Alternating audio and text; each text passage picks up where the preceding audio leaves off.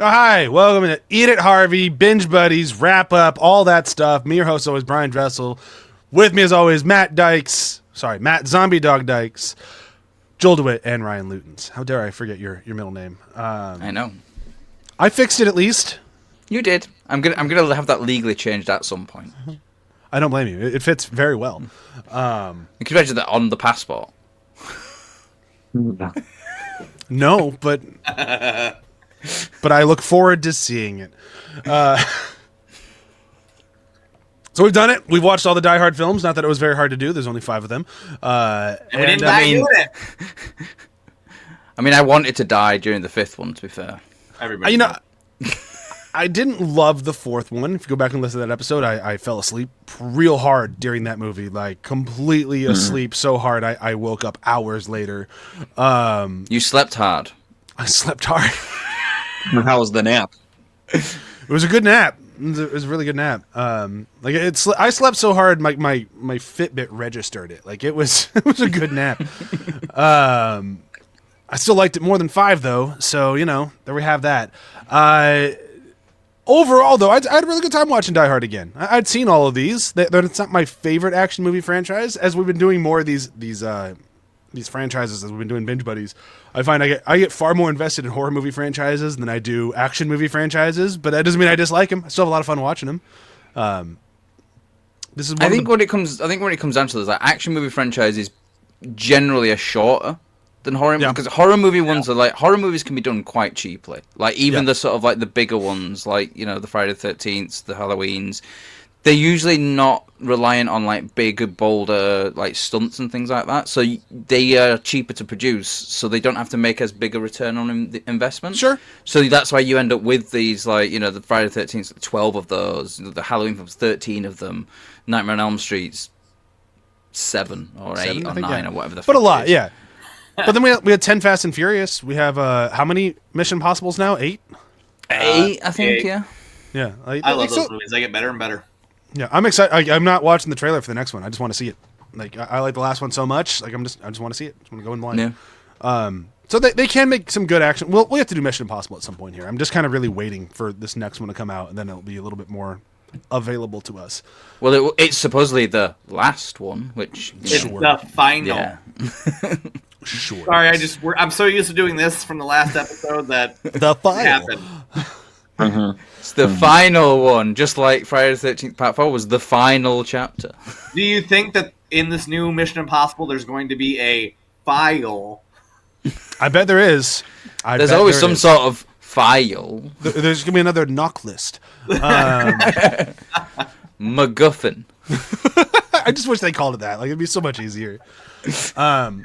But all in all, I was going back to Die Hard. I really enjoyed watching Die Hard again. I think I've watched the first one. It's kind of like, unfortunately, it's getting in that Freddy vs. Jason camp for me, where I've seen it almost too many times, to where, like, even the act of watching it, unless I make it like a special event of, like, I'm going to a theater to watch this in like a huge group of people, it is so watched in my brain that I could walk out of the room for an hour and still feel like I watched the entire film. Which is both good and bad. It means that I really like it, so that's great. But it means that watching it at home is kind of like I put it on. Which I don't like that Die Hard's at. But that's my own fault for watching it so many fucking times. It means it's good. The rest of them I had a lot of fun watching, though, because I don't watch those nearly as much. I've only seen 2, I think 3 times now. Don't give 5 that much credit. The other 2 and 3 I really enjoyed watching again. And then 4, we got to that. So but 3 is a film where I should watch more often, I think. I like 4. It is so good. Yeah, like, it is so entertaining, is the third one. Like, the chemistry between Bruce Willis and Samuel L. Jackson, that is fantastic. Yeah, I wholeheartedly agree. Like, I wish I'd watched 3 as much as I'd watched 1. Although maybe not, because then I don't want to watch it as much. So we'll figure it out. But we're doing our ranking episode today. We're going to rank all 5 movies against each other, or for me 4 movies, because I didn't fucking bother with the 5th one. It's not on mine. It didn't make the cut on any of my lists. I mean, it did where we had to rank all of them, and that's the only one. But otherwise, no. Spoiler, 5th spot. Yep. That was really easy to do. So we're just going to dive right into this today, and I'm pretty excited. So I used to make all the categories and just kind of go with it, and it's like, hey, if anybody has something, let's do it. And this time I was much better about that. I'm like, tell me what categories you want to put in this. So it's more of our ranking system. And I don't remember who came up with it, but rank the intros I liked. So that's what we're starting with. Joel. That was a good one because these movies all have very distinct openings. And we're going to go in my famous, we're going to go around the circle of the screen, which doesn't make sense since we're doing this with videos now and we didn't used to, and the screen made no sense, but now it does. So I'm going first, then Matt, then Joel, then Ryan, and we're just going to, then Ryan's, then we're just going to keep the circle going. I'm pointing at my screen, not at the camera. Funny thing is, the way you're pointing is. Look, guys, we're all doing it now. We're all doing it. Except Joel. He's a fun hater. He's the fun police. Hold on, I have to write notes for John. 6 minutes. Finger wagging.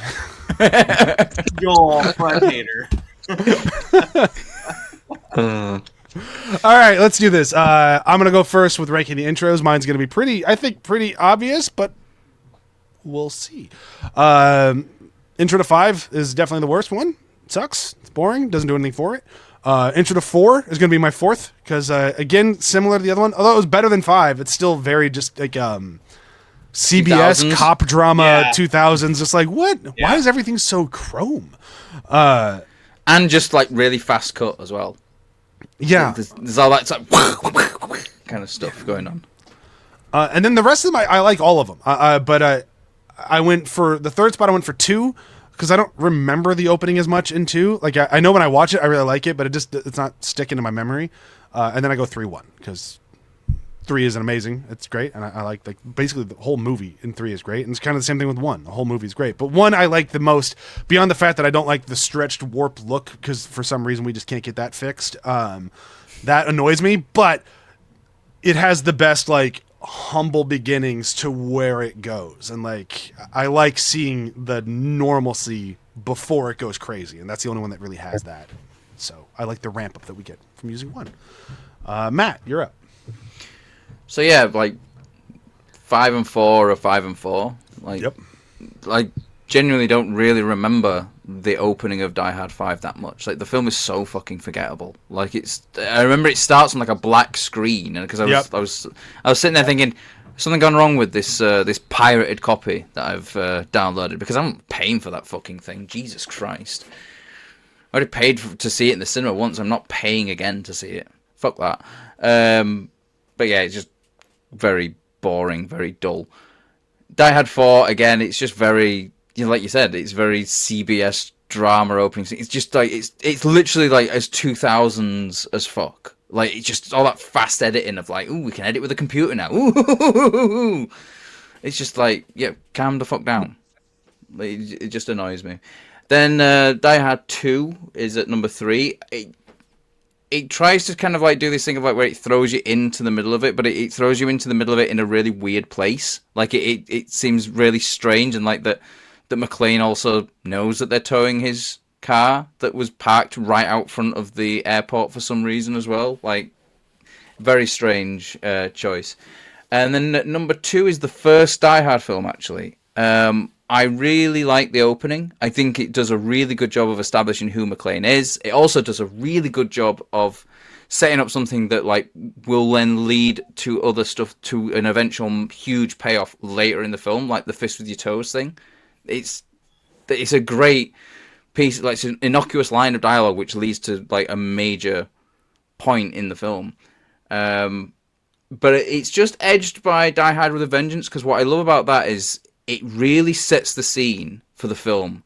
Like you get this, like, you know, you get the sort of the shots of New York, and it's basically saying like, yeah, this isn't one location now. We're going to be all over here. Like, look at this. We're going to be here. We're going to be here. We're going to be here. It does a really good job of like sort of expanding that out and showing you right up front, this is not going to be a Die Hard film like Die Hard and Die Hard 2. And then you get the sort of like the song that goes with it, and then the song cuts out, and you just have the explosion, and it just deathly silent, and it's such a good opening sequence. And you had that smash cut into the chaos of the NYPD building. I think it's fantastic opening sequence. I think genuinely the best opening sequence in the series because of that specifically. Yeah.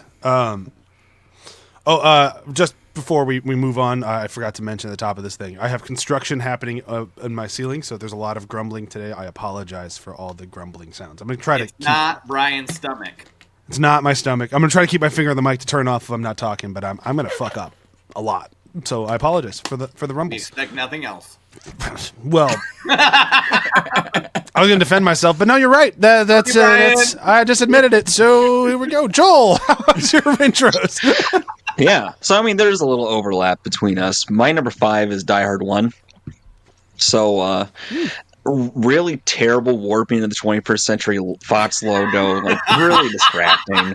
The credits are way too long. Take a long time to get to actually seeing it. And they're so big. The letters are so huge that I'm not even able to pay attention to what's happening. It's really, really annoying. Number 4 is Die Hard 2. They still haven't figured out the logo. You know, I don't know when. The title, at least like the title card's nice and quick, right? So at least it's like the pain is quick. Number 3 is Die Hard 5. The beautiful logo, like nice and clean and modern looking.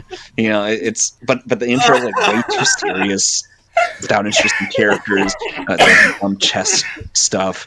It's way too long before you get to the actual title card. And if I see the name John Moore again, I'm gonna claw my eyes out. Number 2 is Die Hard 4. I like the little warping of the logo. That was kind of fun. You know, I like it when they toy around with that a little bit. I mean, it's kind of wannabe notebook, but that's okay. And, you know, the text font is just really small, so it's kind of an overcorrection in a way that I don't think was very helpful. And then number 1 is Die Hard 3. You know, they figured out the logo finally.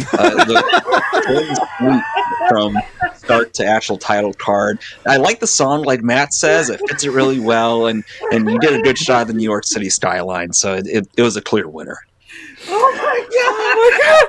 How the fuck did you keep a straight face and just keep going throughout that? You and I had clearly different perceptions of what this category was going to be. I had no idea when you said let's rank the intros, you meant the logo. I mean, it's been a shit. thread. I thought you would have seen where I was going. Well, I have not laughed that hard in quite some time. Thank you for that. Ryan, do you even want to rank my yours eyes now? are watering. How do you follow that up? You just want to go first for the next round. I get that. No. My ranking is just like Matt's. There you go. It's 5 is 5, 4 is 4, 2 is 3, 2 is number 1, and then the last one is 3. I think that's the best intro that we got. It's right into the action. So everything's nice, calm, and peaceful, and then bam, it's not a good day. And then of course John McClane has a hangover. So good lord, I got to collect myself. Whew. Okay, Matt. Well, here you're going to get about 20 minutes to do that. Matt, you're up first for quotes. This was so difficult to choose. It was. To choose quotes. Like, Mm-hmm. I mean, all my quotes are from like I didn't even get a quote from 2 in the end. Like because I did. There's so much like in 1 and 3.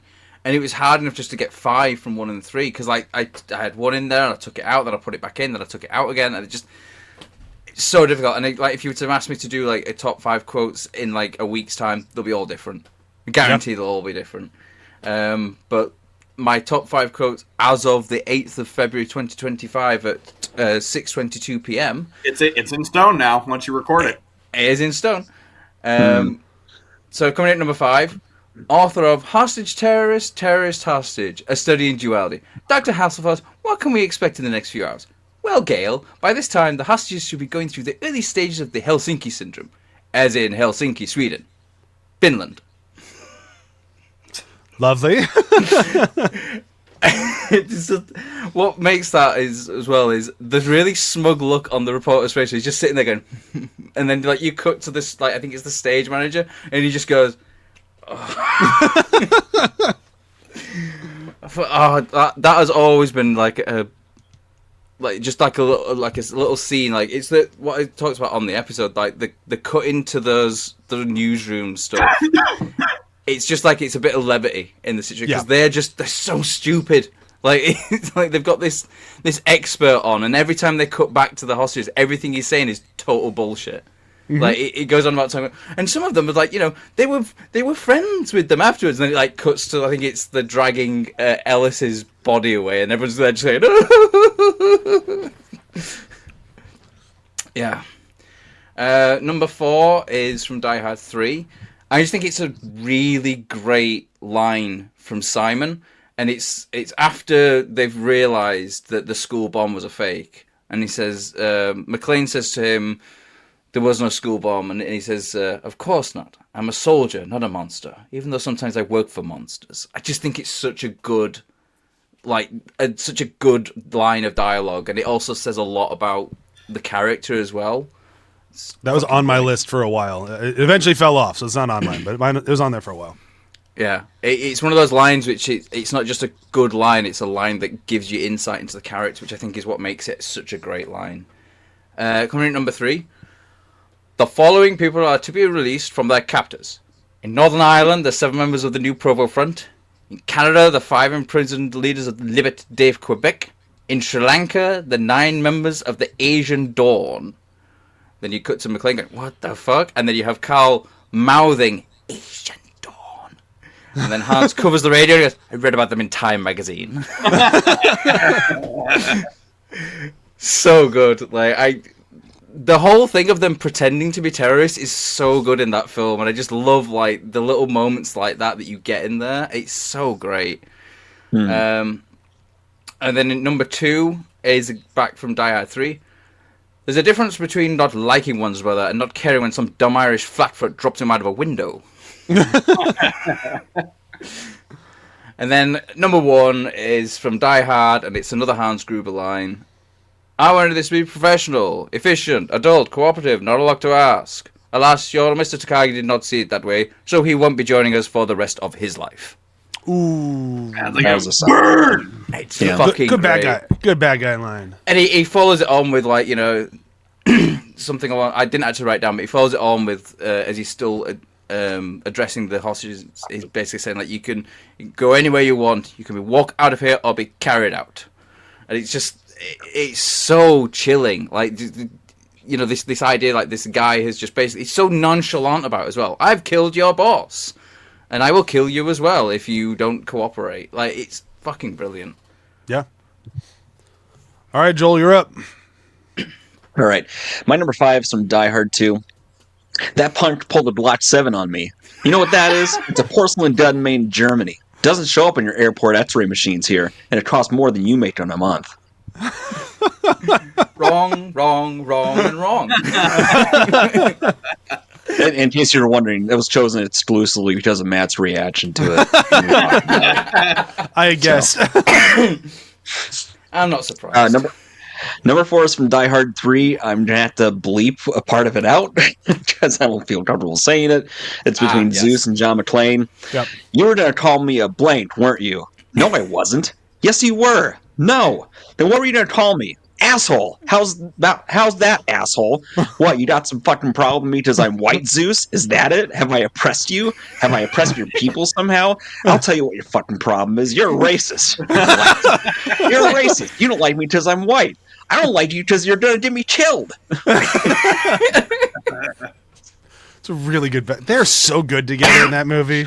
Their first meeting is brilliant as well. Just from get-go, their dialogue, the interplay between them is so good. I can't think of in an action film, not just a Die Hard film, in an action film in general, 2 characters who have such great chemistry. Even buddy cop films, you would struggle to get the level of chemistry they have. Yeah. All right, Joel, what else you got? My number 3, come out to the coast. We'll get together, have a few laughs. Classic. I know there's a lot of avoiding sort of the well-known catchphrases, but the tone and that's the kind of normal, the kind of normalcy. It goes back to the first one. He's a very normal guy, and it's I'm not hard-ass action guy right now. I'm just a guy who's stuck here and pissed off about my circumstances. It feels very real. Number 2 is from Die Hard 2. You liked it, huh? How about you give me $20 for it? How about I let you live? The man knows how to bargain. And I think it's worth noting, you guys won me over on a few of these because I found myself not using many of my actual quotes. My last one was from number 1, between Holly and Hans. After all your posturing, all your little speeches, you're nothing but a common thief. I am an exceptional thief, Miss McClane, and since I'm moving up to kidnapping, you should be more polite. So good. He did Sinister perfectly in that movie. And in Harry Potter. There's a reason. I mean, there's a reason why like Hans Gruber is often the top of like best villains, like best cinema villains list, because like just everything about him is so good. Like he starts off as like, you know, it's like, oh, I'm just a very nice guy, ha ha ha ha ha. But when he turns it on. Like that's when that switch goes. It's fucking great. Mm-hmm. Oh yeah. All right, Ryan. Okay. So for my list, it was difficult to find something from 2, but I found something for 2 that I liked. Nothing from 4 and 5? There is something from 4. I love 4. Wow. I should say I love 4. I like 4. I could have had more lines from 4, but I definitely want to do the other things, and I like the other movies better. The other movies are more quotable. I'm sad that I only have one from Die Hard 3, but it is my favorite. So I'll just start off. Number 5 is from Die Hard 2. He's on the phone with Al and he goes, "What's this about?" And John goes, "Oh, I just have a feeling." And Al goes, "Ouch. When you get those feelings, insurance companies start to go bankrupt." Number 4 is from Hans. It is the movie that is the antithesis of why this is a Christmas movie. It's when he's reading the shirt and it says, "Now I have a machine gun." Ho, ho, ho. Number 3 is from Die Hard 4. Love Timothy Oliphant, but they're in the wizard's lair, or whatever the hell Kevin Smith's name is, and he covers up the webcam. He goes, "You think you can find a track where he is?" And Thomas Gabriel goes, "Detective, covering the camera with your hand does not turn off the microphone." Pretty good. I'll give you that one. Yep, I thought just the way that he delivered that. Number 2 is from Die Hard. Dwayne Johnson, the FBI or the head hostage person, whatever he is, he had some great lines, and I had 2 of his. One was from our episode that we did, so I'm just going to say the other one. But he's watching Hans fall from the roof, and he goes, "Oh, I hope that's not a hostage." That's a good one. That's a really good one.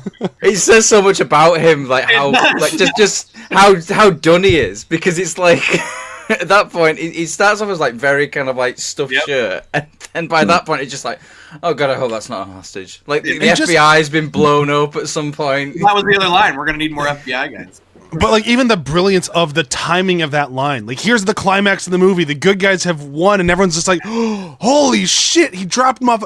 Oh, that's not a hostage. Like, oh, it just cuts right through it. It's so good. It's a fantastic edit, though, because it's like you have the cut from where you're watching Hans drop, and then you cut to them. He has his line, and then you cut back, and it's the guy on the stunt guy on the descender cable being dropped, like literally dropped from the building. It's a great way of like sort of putting something between those 2 cuts. And I think it worked. I think that works better because it's got that kind of segue between it. And it's funny. And like it's so perfect. Yep. All right, go ahead. And my number 1 is from Die Hard with a Vengeance. I wish I could have more, but this is kind of the antithesis. This is the one that is just so funny. He's running to the subway station, and the guy is on the phone, and Zeus goes, "Excuse me, sir, I'm expecting a call. I need that phone." The guy goes, "Why don't you use the other phone?" Clearly that the other phone is broken. Zeus goes, "Sir, please, I need to use that phone." The businessman, such an asshole, goes, "Hey, listen, bro, I was here first." And Zeus just goes, "Bro, get away from the goddamn phone." That's pretty great. That's it. All right, so I'll go through mine as quickly as I can. I don't have any. Did we have any copies? I don't have any repeats. That's kind of impressive. Think we have so far, like not yet. Anyway.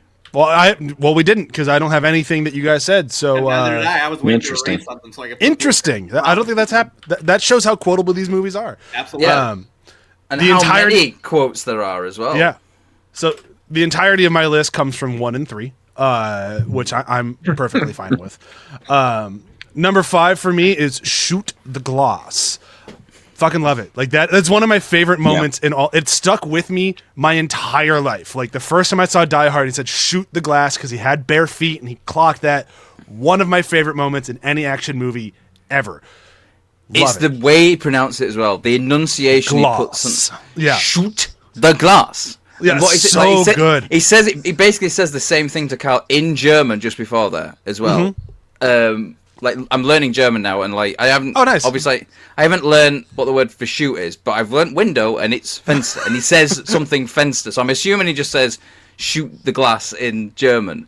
That's but like that is for the audience, and it's the only time in the film where you get one of those moments. Because all the other times it's just like they just have them. They're saying they're German or whatever. It's the one moment in the film where you get it in English and it's for the audience and it works so fucking well. Yeah. Because of the way that he says it as well. That shoot the glass. Yeah. Like, so fucking good. It's fucking great. I love that. So my number 4, I have to back up from my mic a little bit. Hold on. What the fuck? I was really hoping you would have that one. It's not a whole lot worse for you. What? Just my favorite off-screen what the fuck I think I've ever heard. It's just so good, and it's just the look on Samuel Jackson's face when he hears it. Just the shit. Here we go. It's like this is what I was trying to avoid. Just absolutely love it. It's one of my favorite parts in that entire movie. That movie's great. So my favorite part is just some dude yelling "What the fuck?" That says how good it is. Yeah. Number 3, another classic line. I know we're trying to avoid some of the more classic ones, but this one I just couldn't help. Actually, I had that for 2 of mine. No fucking shit, lady. Does it sound like I'm ordering a pizza? I just love it. Number 2, going back to part 3. Wait a minute. You mean to tell me I'm in this shit because some white cop threw some white asshole's brother off a roof? It's just great. No notes. Perfect. And then number 1. I love the bit that just comes before that, though, where it's like, it says, so you were famous in LA or something? Yeah, for about 5 minutes. So it's like, let me guess, Ragnar King, right? Yeah, that's so good. Fuck you. Fuck you. That was on my list there for a hot minute. That was a good one. And then number 1 is one of the more it's not like Yippee-Ki-Yay level classic, but it's about up there. I only kept it number 1 because I quote it all the time. Like I quote it basically every time I play a video game at some point. What do you think it is? Welcome to the party, pal. There you go. Yeah. Welcome to the party, pal. Like it's just, I quote it all the time, and like it's really only when I'm playing by myself. If I streamed, you'd hear it all the time. But like, soon as I don't want to spoil things for Joel in Sekiro, but there's a boss in Sekiro when you're fighting it, another boss shows up about halfway through, and every time it happens, all I hear is "Welcome to the party, pal." Like I just, it's forever in my brain. It's such a great moment in that movie. It is. You know, you're waiting for that cop to intervene somehow, and you're getting real frustrated when he starts creeping away. Yep. And the abruptness and the chaos being brought to him is really cool. Just The whole construction of that sequence is great as well. Like he's reversing with the body on the roof, and then when he goes over the thing, like, and you're looking at Argyle parting the thing, and the camera does like a focus pull to the car. You see the terrorists get caught in the trees and get snapped back into the trees as well. But it's like one of those things where if you blink, you'll miss it because it's so fast, and it's not like if they were to do that like today, you'd have it like from 15 different angles and like in various different ways. But it's an testament to how that film is shot. That they put these things in there that it doesn't focus on it. It just allows you to sort of notice it.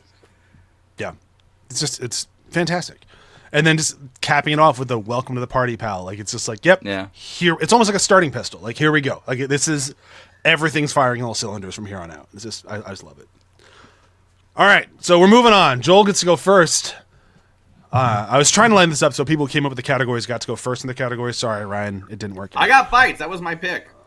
Oh, well, there we go. All right, so top. I thought you did allies as well, but either way. So, well, then you got one of them. I did something right. Top 5 allies. So that is anyone who helped John throughout his adventures, all the way to and including Chernobyl for some fucking reason. Can you imagine, like, if you could go back in time to 1988 and just tell Bruce Willis, in a future film, you're going to go to Chernobyl, like 2 years after it's happened as well. Go ahead, Joel. Let's get started. Going back to the time of Chernobyl and telling them, someday we're going to make an action movie and blow up a helicopter on Chernobyl. And the people go swimming in this pool. And they won't come up with 3 arms. Number 5 is Holly McClane. Okay. I liked her character a lot. She is one of those characters where she has real agency and willpower and fearlessness that matches John McClane's character in a way where you can understand why they were married and why they got together. And there's no point in there where she is acting from a point of weakness. So I appreciate that. Number 4 is Charles Weiss, the bomb guy. Yep. I really liked his character. I liked how he is kind of wild and squirrely in his brain in terms of how he approaches his bomb removal teaching skills and teaching people how it works. And he has that heroic moment at the end, which is a really nice touch. So I appreciate that. Number 3 is Marvin, the janitor from 2. Beyond just the obvious helping out John McClane, he comes with a lot of humor. He seems unfazed by everything that's happening in a very fun, okay, something's happening, but it's not really my problem, but hey, you're here, sure, I'll help you out kind of nature. So I appreciate that. Number 2 is Sergeant Al Powell. Hard not to put him at number 1, but it's mostly because of how they've treated him after the first movie. I feel like they could have opportunities to integrate him more into 2 and maybe even 3 in a way that didn't pan out. But I do like his character quite a bit. And then number 1 is Zeus. Zeus to me is far and away the best partner to him. They play antagonistic in a way that is crazy but believable, especially when you think of like the way that racial tensions can happen in that kind of situation. So especially between a black man and a police officer. So I think that he was handled in a way that was bombastic but respectful. So I like that.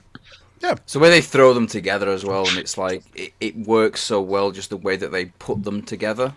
Like he just starts off as someone who just wanted to stop, like, a white cop getting killed in Harlem to basically prevent like a shitload of cops coming in and just, causing chaos. And then because of that, Simon's like, no, you have to work together now or else, like, that's non-compliance. And it's that kind of, it's a very Die Hard thing. Like the idea of Die Hard, like, has always been like, this person who's put in a situation where the only option he has is to be the hero. And we have that twice in 3 with both McClane and Zeus. I think it's really, really good writing that how they get paired together. Yeah. That was your whole list, right, Joel? Yeah. Yep. All right, Ryan, you're up. All right. So my number 5 is from Die Hard with a Vengeance. It's Arthur Cobb. He is the lead of the division that McClane's in, and I think everything about this character. He's always there to help John in any way he can, while also doing his own things, like looking for these schools. And he's. It's not a direct team up with him and John, but it still works because they both have separate things that they're trying to do, but they both have the same goal of stopping Simon. And I think everything about that is good. Like, he's the yin, the yang to John's yin and yang. I don't know. I don't do alliterations. Anyway, he's the calm one on the phone. John's the one that's calling him an asshole and all this other fun stuff. So I really like that characterization. I thought that he was a good add-on to the scene because we don't get very many people that help him like up front. There are a few things here and there, but like Arthur and him and then Zeus are all on the same page trying to get this done. He's got that great line as well where he says like McClane is a toilet brush, where he's trying to convince Simon to go it, and you just have that cut to McClane. He's like, toilet brush. Yep. Some of his best collaborators are the heads of these third parties we're talking about. Like some of them are annoying, but like I want to do Lorenzo, where they give him respect. that makes them more likable. Yeah, I want to do Lorenzo, but really the last line at the end of the movie really threw him out the window. It's Christmas. Fuck you. Number 4 is from 3 as well. And it is Jerry, the truck driver. I think that he is just a wealth of knowledge and so much of, I mean, he's there when he needs them. He drives them. He gives them the answer to the riddle. I think everything about that was good. And just the whole New York laid back, hey, everything about it was great. So number 3 is Marvin from 2. Don't mess up my blueprints. I just thought that he was a great comedic relief, and that's a testament. The fact that 2 very minimal side characters that are there for clear comic relief, they do the most for McClane, and that's why they made the list. And then, of course, number 2 is Al, just because you don't get the kind of chemistry over the phone as you do in person, and that's why Zeus is my number 1. All right. My list is a little different. For some reason, I'm not a huge fan of most of the allies. I think they're great. Obviously, they make the movies better. But when trying to come up with like a top 5 list, I'm like, none of you really stand out to me that much. So my list is, we'll get into it. So my number 5, top 5 ally for John McClane is a can-do attitude. He gets everything done. He's got a real positive outlook. I feel like luck should be on this list as well. Yes. Sure. Yeah. Number 4, luck. Number 1, like. Yeah. Number 4 is guns. Guns are a great ally to John throughout the entirety of all 5 movies. And then I get into people. So number 3 is Argyle, because I just really like Argyle. That's it. I got nothing else. He doesn't really do much for John. At the very end, he stops the getaway vehicle. He does. Mm-hmm. Yeah. Mm-hmm. Otherwise, he just kind of vibes in he drives him hopefully to the hospital. Yeah. Maybe. I don't know. But like, I mean, we hope he goes to the hospital. Marvin did at the end of the 2. True. But here's the thing. The fact that out of all these movies, we have a character whose entire plot was, listen, dude, you're going to listen to some tunes, you're going to call some girls, you're going to hang out with a bear. That's your character. Number 3. You earned it, dude. And then number 2 is Al, and number 1 is Zeus. Like, of course, for everything that Joel and Ryan have said so far. But yeah, I'm really proud of my 5 and 4. Just a can-do attitude and guns. All right, Matt, you're up. So coming at number 5 is Argyle. Like you said, I think it's already been said about him. He's a great, just kind of like cutaway character that we keep cutting to for his kind of like perspective on it. Like he's stuck in the basement, and he's great. Like him taking out the guy in the ambulance at the end, just like punching him and knocking him out. Fucking great. Real quick, Matt, would you guys lump that with like Jerry and Marvin, just that side character that's there for the comedic relief? Yeah, I think so. Yeah, I really like Jerry. I really like, because as soon as you said Jerry, the first thing that popped into my head was like, "You truck driver?" No, I'm a beautician. Of course, I'm a truck driver. Like they are there for like that sort of like comic relief thing, like and then because number 4 is Marvin, and he's very similar to Argyle in that sort of that way. He's like he helps him a bit more though, which is why I sort of put him above Argyle. He's got more of an input, like he finds the radio and stuff like that, and that gives him it moves the plot along a bit more. Whereas Argyle, like I said time and time again, there's nothing you could cut out of Die Hard. Argyle, you could potentially cut his scenes out, but the film would be less.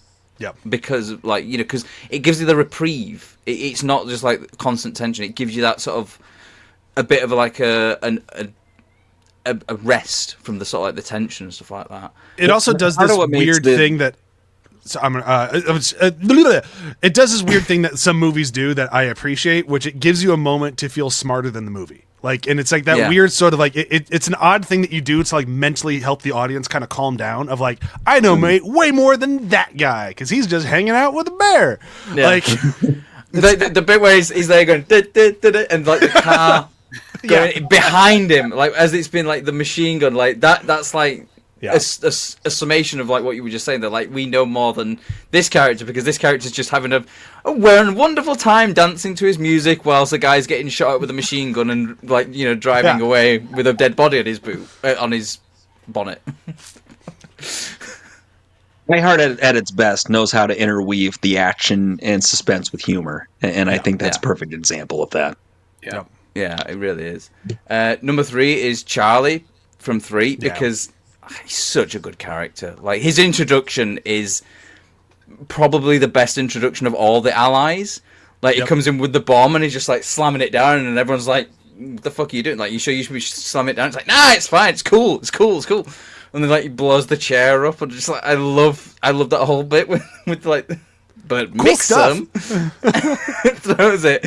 Everyone freaks out and says, like I said, very cool stuff. he actually has one of the best lines in that movie of the whole like, how long does it have till it goes off? Well, once it's mixed, it could be 2 minutes, it could be 2 hours, it could be anything. Basically, once it's mixed, be somewhere else. Yeah. So good. Like, that's fantastic. Yeah. And then he has that really heroic moment at the end. I think he's probably the only ally on this list that really has a properly heroic moment like that. Like, he is just like, there's still kids in the building. Right, I'm going back to the bomb. I'm gonna keep working on defusing it. And he's like, at that point, he is dead. If he doesn't defuse the bomb in his mind, he's dead. He can't get out fast enough. And fantastic. Wolfie's just fine. Staying with the bomb. I Check know. out the song. It's really good. Can't help myself. Number 2 is Al Powell, because you know the relationship between McClane and Powell in that first film is like, it's what keeps it sort of like going. Like, you know, he is the conduit to the outside world for McClane. Like, you know, he's that sort of. He's the one that can like tell him what's going on outside, and like, you know, and then he can tell Powell what's going on inside. And it's like, without that relationship, the film doesn't work. Really, we need that sort of communication between the outside and the inside. But then number 1 is Zeus. Like I said, the chemistry between Bruce Willis and Samuel L. Jackson in Die Hard 3 is some of like the best chemistry I've seen in any kind of action film, not just a Die Hard film. Any action film. There's maybe 2 or 3 like sort of lead characters that I can think of that have got either as good as or better chemistry. And that's not a lot. Like, given how many action films we have, where especially action films of the kind of buddy cop type, where you have this pairing, the chemistry is just amazing though. Like, they play off each other so well. Like, you know, Joel mentioned it with the racial tension as well that's sort of weaved into the characterizations, and it works the whole time. There's not any point in that film where you kind of think, that's a very written line. It just, everything that they said just feels very organic.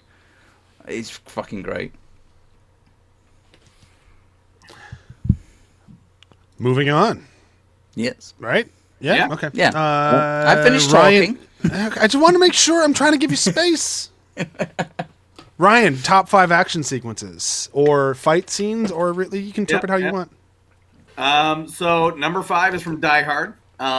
The Carl and John fight. I thought that was a pretty spectacular fight, especially after everything that's going on. And he gets to the roof and you see, you know, they leave and he's hanging from a chain. I just thought that was great.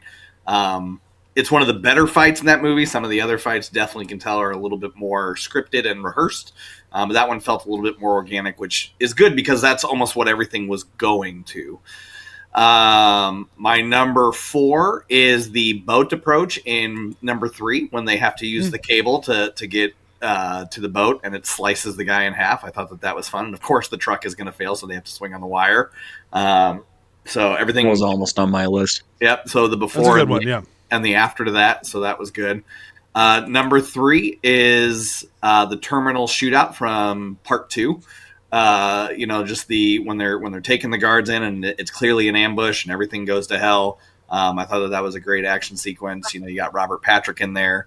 So that shootout was great. Number 2 is the blackout tunnel chicken fight. Everything about that with the car getting tossed and then scrunching down between 2 cars. When he drives the car into the helicopter, everything about that's probably the best thing of that whole movie. That was a very well handled action sequence. And number 1 is rooftop explosion from Die Hard and him jumping off the building tied to a firefighter hose. So everything about that. I mean, John, what are you doing? What are you doing, John? And then falling, shooting So the glass stupid, out so of stupid, it. John. Yep. I mean, and it's just I so promise I will never even think about going up into a tall building again. Yep. And that's wrong, but he does. But yeah, those are it. I mean, this is a great action sequence. There's a lot of good sequences, but those are my top 5. Does he ever actually go into a tall building? I don't think he. In Chernobyl, he jumps off of 2 of them. Nah, they're not really tall. They're like 4 stories. I mean, It's tall is relative, but I mean that's still. It's not a skyscraper. Like that's what I'm saying. Like depending on when it was built, it was a skyscraper. Either way, let's move on to mine. So my number 5. my turn to talk. Yeah, yes. More people.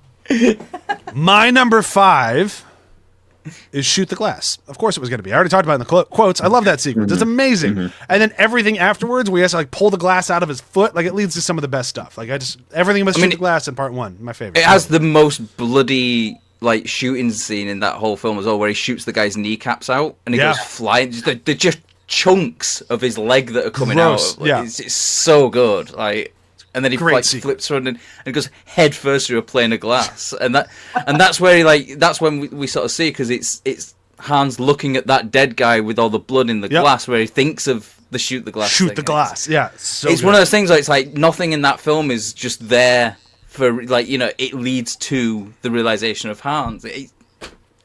Brilliant, fucking great film. Let's do another hour on Die Hard. My number 4 is the final showdown in 1. Not really an action sequence, but I'm still going to call it. I'm still going to count it. Still an action set piece. Yeah, it works. But like everything with the rain, it's like the very like old western that feels like almost like a pure showdown. I just love the it's like this, like that primal scream, like all of it. Yeah, love it. Great. Hi, honey. Yeah, just fantastic. Number 3 is the tunnel chase that Ryan talked about in 4. It's the only thing from 4 that made anything in my list that wasn't required is that action sequence, which to me should say how good that action sequence actually is. I love it. I think it's great. I could watch that one sequence and turn the rest of the movie off because it's not needed, but that part is phenomenal. Number 2 is the car chase against time in 3 when he has to go through Central Park. That entire sequence is just phenomenal. Are you trying? Are you aiming for people? Yeah. Maybe it's that mime. No, maybe it's that mime. Maybe that mime. But everything about it's great. From the quickest way to get there would be south, and it appears that we're going east. I told you the Park Drive was always jammed. I didn't say Park Drive. I said through the park. All of it is great. Like that sequence is phenomenal, and like it really sets the tone for that movie of like how intense all of the action is going to be, and like that a ticking clock. Thank you. Is going to be a major theme throughout all of the action sequences, which I thought was great. And then my number 1 is the same number 1 as Ryan. It's that roof explosion, jumping off the roof, all of that insanity at the end of 1 is just phenomenal. Perfect, no notes. Matt, you're up.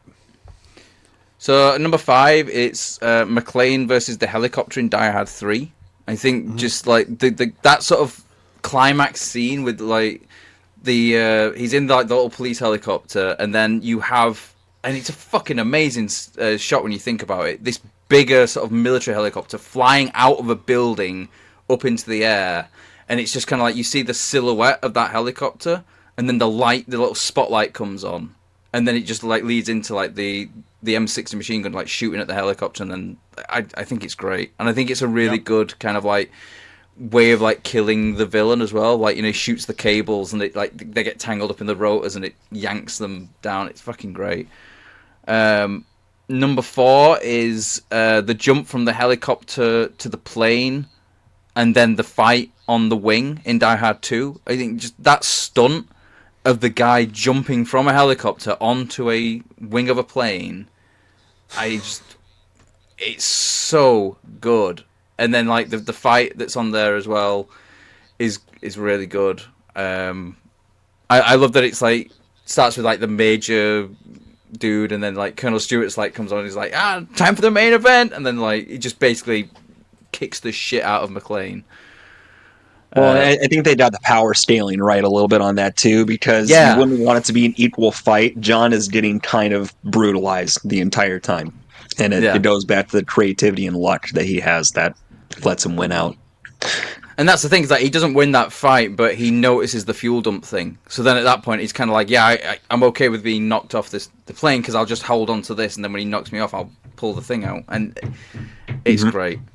Number 3 is Shoot the Glass from Die Hard. Because I love that action sequence. It's so good. Like, the minute where, like, he just...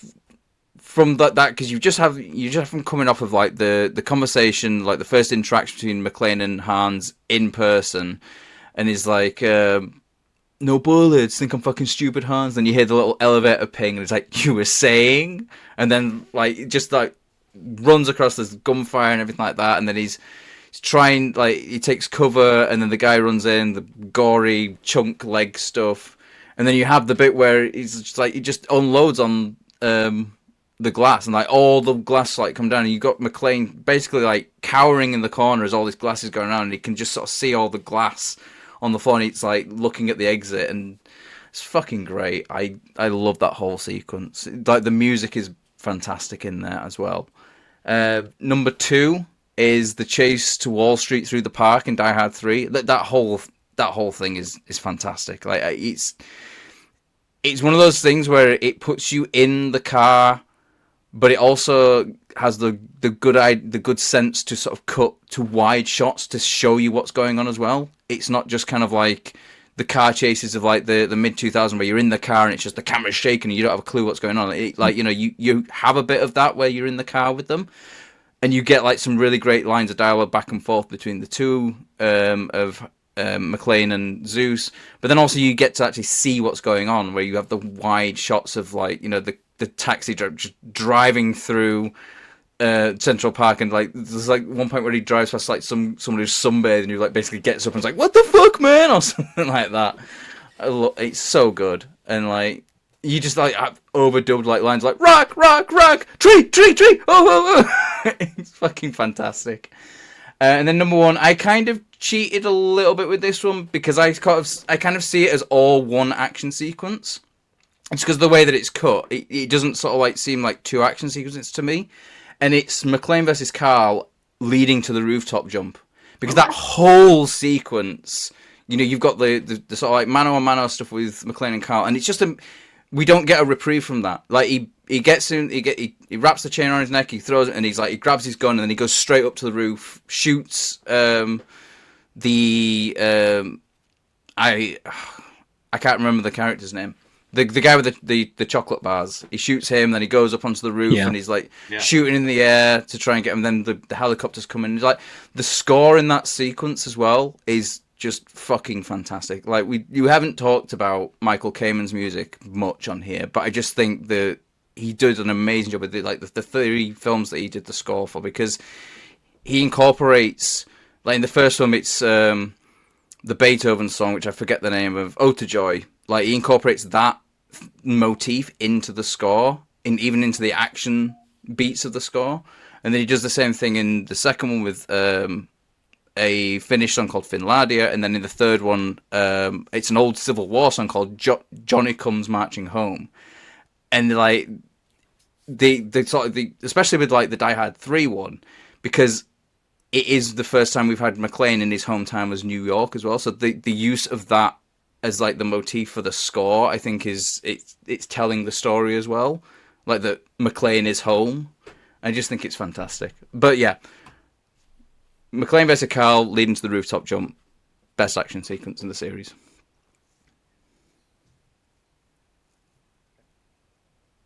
Right. For me, my first one's from 3, and I'll just call it elevator action. So they've got that confined space where John's in with them and has to shoot his way out.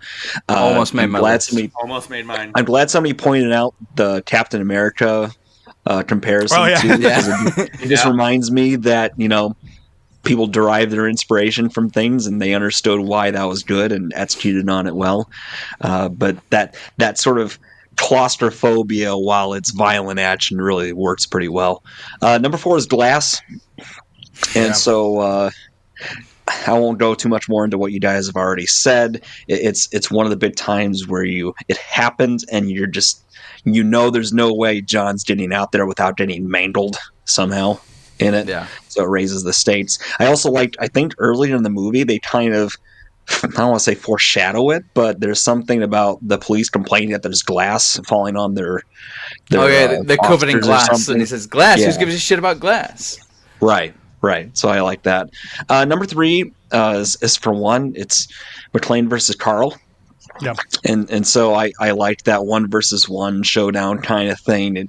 It feels like a mini boss, as silly as that is to compare it to, but he's one of the first characters in that where it's like this is a true showdown of equals.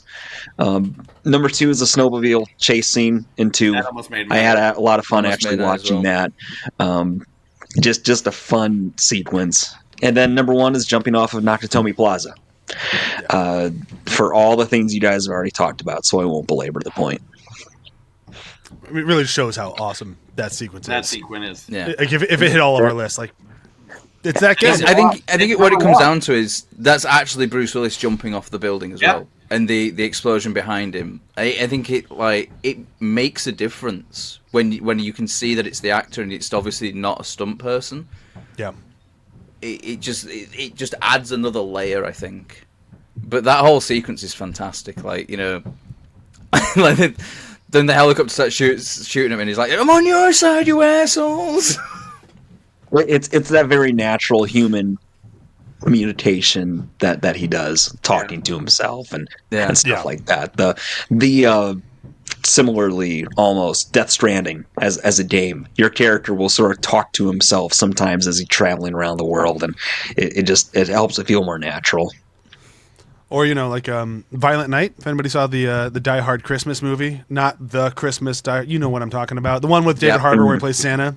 Yeah. He does that a lot too. If you've never seen Violent, you should really watch that movie. Film. It's a great movie. Such a good film. Like, That it way is. better. Way better than it had any right to be. Dude, it's hard to believe that started out as a film about the Easter Bunny. Yeah, they made the right call switching to Yeah, Santa. really, really did. All right. We're going to move into the movie rankings so that I can turn off my mic again soon because it feels like they are just right above my head. And they are just hammering away, and I'm sure it's coming over great. I also like that as we record later and later, I get a nice bounce board off my table. If you guys noticed, as it goes, the sun gets a little bit brighter, and then my face gets a little brighter. I thought it was great. natural lighting. Nope. I thought it was an intentional lighting system you were having. Nope. Just that I have a white desk, and here we are. So the first Racist. episode record, all dark. Second episode, I get brighter and brighter. I'm just going to breeze past Matt's comment. Here we go. So ranking the movies. This should be, I'm guessing mine will be different than other people's. I'm guessing. See how this works out. So here we go. I know mine's going to be a lot different than other people. Yeah, you don't have 5 as number 5, and I guarantee. No, I do not. I'm guessing he ranks 4. I'm 4 last. I'm guessing he only ranks 3 out of the 5 movies. But we'll see. Where Interesting. That's what I'm. We'll find out after I go. But that's what I'm All gonna right. guess Matt's doing because he's not gonna count them as Die Hard movies, so therefore they can't be in the rankings. Just guessing. We'll see. My number 5 is number 5 because. Number 4 is number 4 because. Number 3 is 2. I really like 2, but it doesn't hold up as well as 1 and 3 does. And now this is where I get a little different. I'm not saying that it's worse film. I'm just trying to judge on this current rewatch and my enjoyment with them. Corn, I gotta keep recording, buddy. No, I know, but how I gotta keep recording. Thank you. I'll see you just a little bit. So my number 2. I know. 1 second.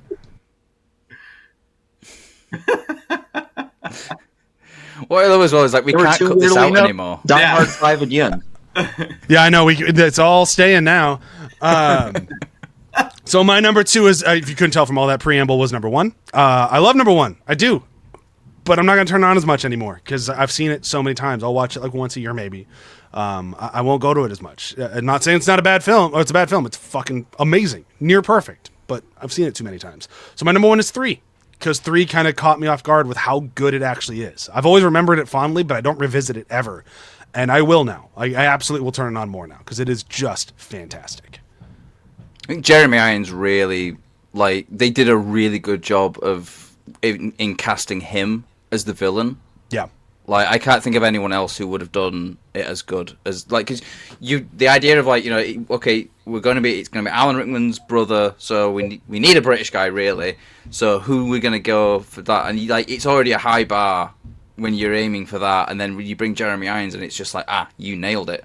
Like, fucking spot on casting. So good. But yeah, that's it for me. So Matt, you're up. Let's see how you rank them. So coming in at number 1 is Die Hard, obviously. Like, it's always going to be there. Like, in terms of, like, just structurally, it is a perfect film. Like, I've said it numerous times. It is just everything in that film serves to either set up characters or set up plot. It's that culmination of, like, the setup, the payoff. Everything in there exists for a reason. Like, everything that happens has been set up as to why it happens that way. There's nothing in there that you go, oh, that's very lucky or how coincidental or something. There's always something there that's been placed in there to set it up, so it doesn't feel as like it's a bit of a coincidence that. And then number 2, and very close, to be honest, because is Die Hard with a Vengeance, because it is just fantastic. Like, it's the best sequel of all time, I think. Like, it took yeah, I think it is. It took Terminator 2, man. Get the fuck out of here. No way. No way. Absolutely not. Fire. No. Because Terminator 2 basically does the rehash of the Terminator in a bigger budget. Nah. It does. Look at the action set pieces in Terminator and Terminator 2. There are a lot of them. No chance. No chance. None whatsoever. Please continue your list, but no chance whatsoever. Nah. It's my opinion. Is wrong. I agree. Continue. But what is so great about Die Hard 3 is it takes the character and puts them into a different story, but it's the same character, and there's no kind of like, oh, now he can suddenly fly a helicopter for no reason, or, that kind of bullshit. It's sort of like it's the best kind of sequel because it doesn't just copy the first, the story structure of the first. It just takes the characters and puts it into a different story entirely, like completely different story. Number 3 is Die Hard 2. It's a great action film. There's some really good action sequences in it, but it does have that sort of rehashed feeling of the first film. Number 4 is Die Hard 4 because it's not great. Number 5 is stepping barefoot on a Lego. And then number 6 is A Good Day to Die Hard. Okay. Because fuck that movie. Stepping on a Lego is shorter. What was that? I hear you. Stepping on a Lego is shorter. That's true. That's true. Yeah, it's less painful as well. I'd say it's less painful. Like, I didn't feel like I needed a shower after this film, but it was close to that level in terms of just being awful. Like, it didn't make me feel icky and gross like the Nightmare on Elm Street remake did. But yeah, I didn't feel like I had to watch something else to clean my palate afterwards. So that's something, because we've had that before with Hobbs and Shaw and Nightmare on Elm Street, the two we just keep beating up on. But like, or like Joel did with Terminator Salvation, right? That's the one he hated that much. Yeah. So like, I don't think it was. It's not that, but it's just still not good. It's this franchise is that. I think the problem is, like, for me, it's offensively bad because it's tied into, like, if it was just a generic Bruce Willis action film that was disconnected from Die Hard, it'd be a crap action film and I'd never watch it again. Because it's connected to the Die Hard film, it becomes worse. Because because it's part of that sort of universe, that sort of setup, like, and it then becomes offensively bad because of how terrible it actually is. Like, the stuff that they do in that film is just like, you would never have done that in the first Die Hard film ever. Like, it's just, it treats the audience like idiots, and the first Die Hard film never does that. This is what's interesting is, when I was doing my research, is the first 4 are concepts from books. Now, they're not all books in the same series, but all 4 of these have an idea that they used to make these movies. The 5th one is totally fresh and new, and it should have stayed somewhere else because it doesn't. The third one wasn't based on a book, but it was based on a spec script that was written.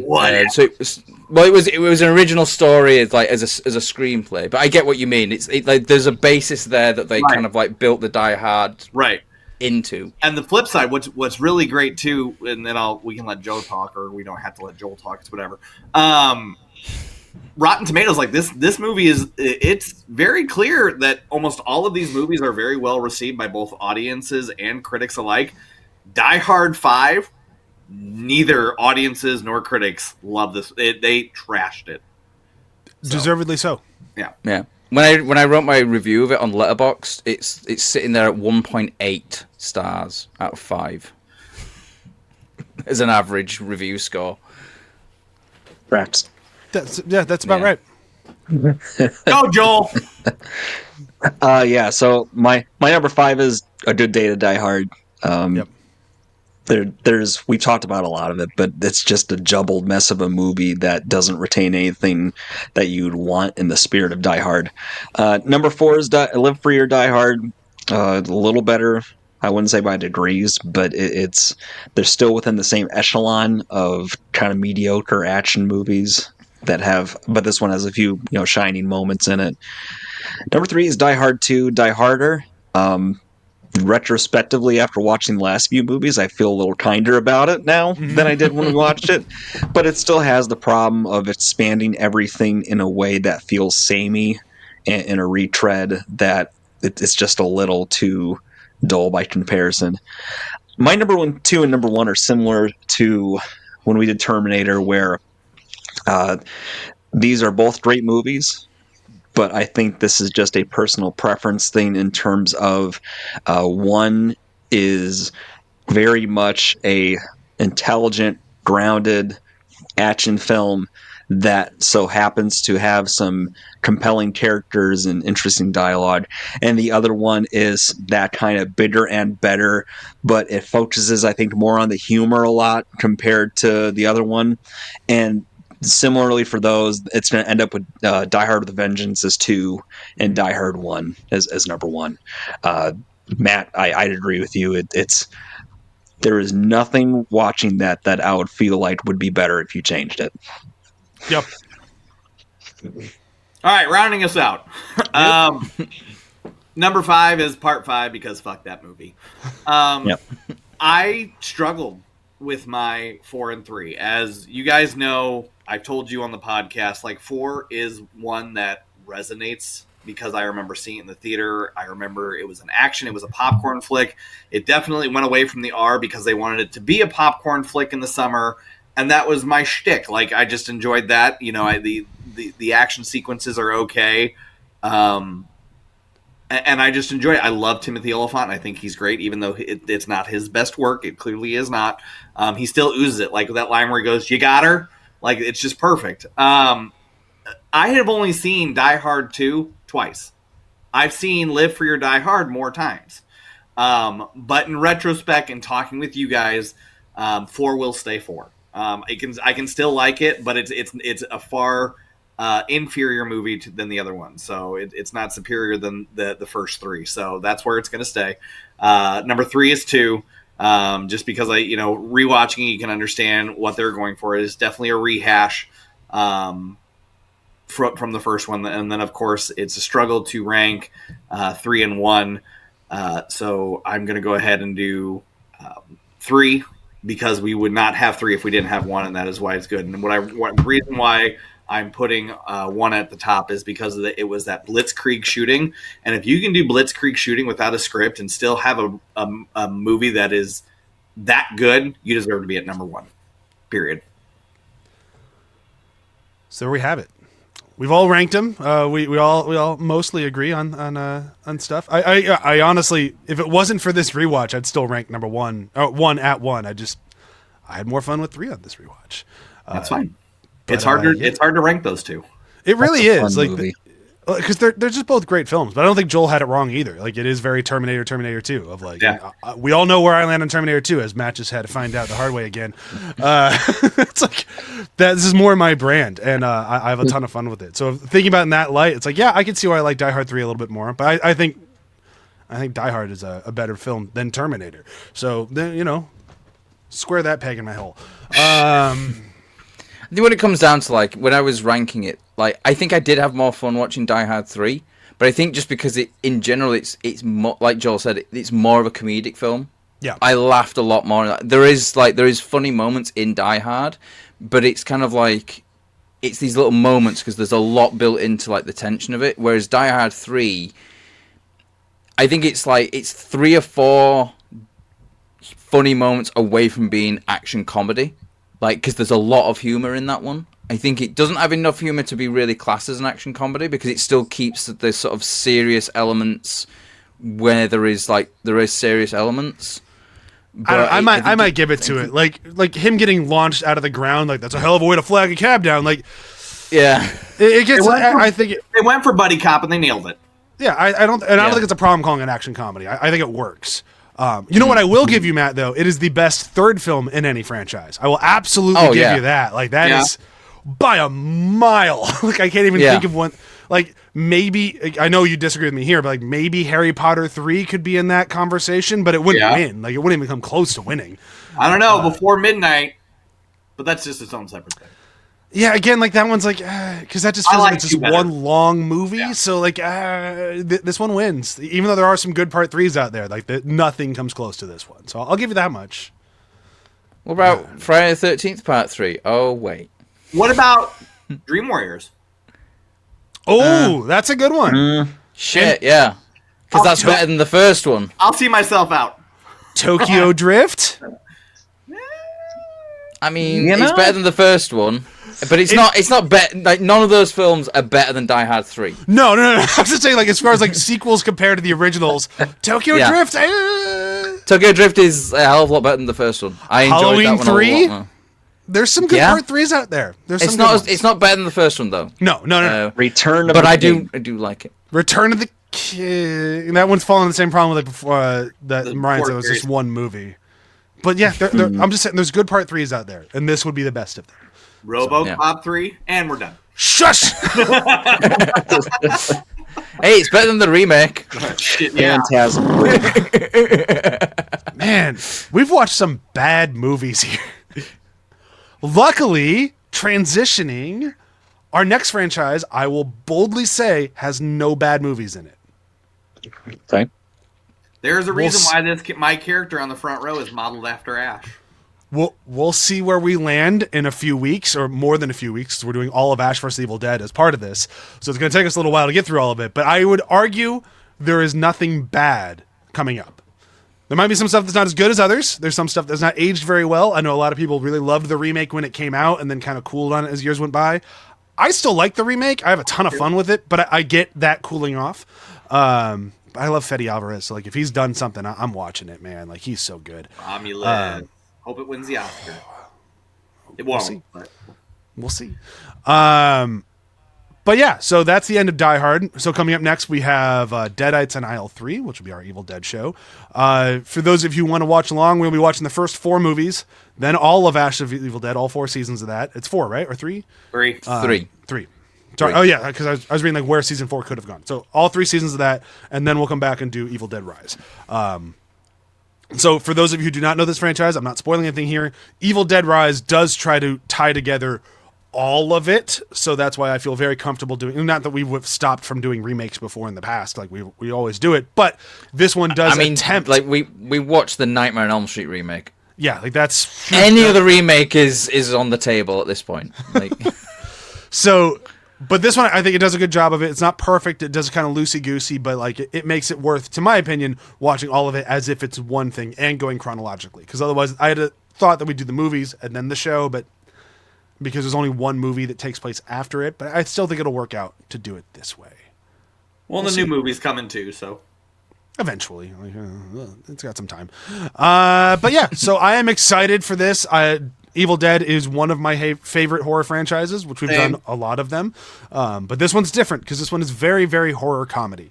And I'm excited to get into it. I especially doing the first week of recordings will come out over 2 weeks, but Evil Dead and Evil Dead 2 in one recording weekend is going to be fun, seeing how incredibly similar and incredibly different they are. I'm very much in the camp of it. 2 is not a remake of 1. It's its own film, even though it's very similar to 1. But yeah, I completely agree. Like it redoes the first film in like the first 10 minutes. Then it's like taking place after that. Like, Yeah, it 'cause it's a very clear line of like, this is now happening after that. Yeah, and even that they don't. It's not the same. It's not they bring the whole crew with them. It's just Yeah, because they have like it's different. the continuity between the films is fucking ludicrous. Awful, but that's part of the joy. It's like continuity between Phantasm movies. We got through those, and we loved those. So there we go. That's another one we did. No bad movies in Phantasm. Phantasm is perfect. Poor Ryan wasn't on for our Phantasm show. Would have been fun. Have you seen all the Phantasms, Ryan? I don't think we ever asked. I own all the Phantasms. Okay, good. Some people skipped 5. It's worth asking. We believe you. You don't need to fetch them. It's an arm's length, so. Oh, okay. Well, that still only looks like 4 movies.